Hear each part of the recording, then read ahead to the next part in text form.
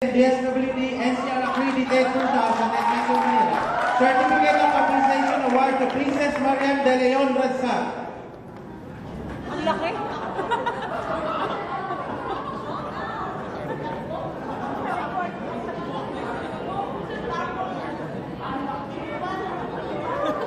Okay, Princess Mariam de Leon Radsag for the Babu and their Pinaloots. And of course, for the Royalty Expo, may we call on Ms. Samira Gutom Tumawis to award a giant certificate of appreciation to Muhammad Ali Mataud of Royalty Expo.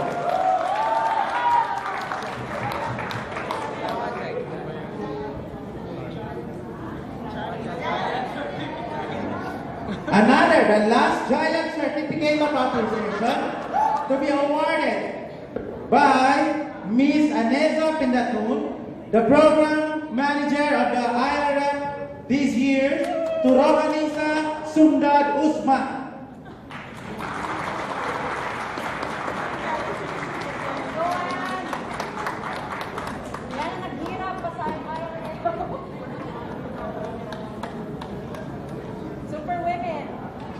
Okay, that's how YMPN works without the bouquet.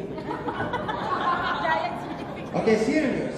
On June 12, 2010, the National Commission on Muslim Filipinos and the Young Moral Professionals Network have partnership for the implementation of this year's 112 Kalayaan 2010 to the Barangay NCML team in the field of medical services and Suhud Kalayaan 2010 fashion show. The medical services were served 464 patients for the period of 2 days for free, a great success. The Suhud Kalayaan 2010, on the other hand, ignited the national and international giant media outreach, and it was live coverage by the GMA7 Kapuso and PTV4 on June 12, TV5 on June 20, CNN Singapore on June 29, and CNN Iran on June 30. A great triumph. And now may we call on the awardee of the YMPN partnership with the NCMF, another giant certificate to be awarded to Ms. Rohanisa Sumdad Usman for the medical services of the Asia American Initiative Philippines and also the fashion guru of Suhud Kalayaan 2009. May we call on anyone from the alumni of the YMPN, volunteer.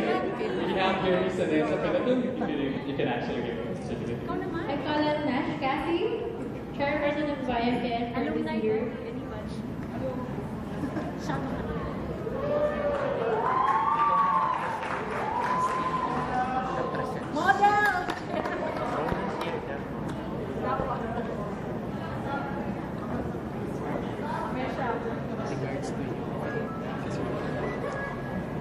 And of course,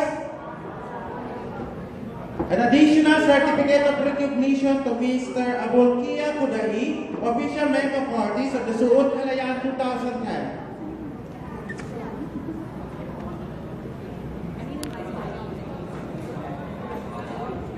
Another certificate of recognition to Jun Rasid S. Dilanggalan, a fashion guru of Suhud Kalayaan 2010.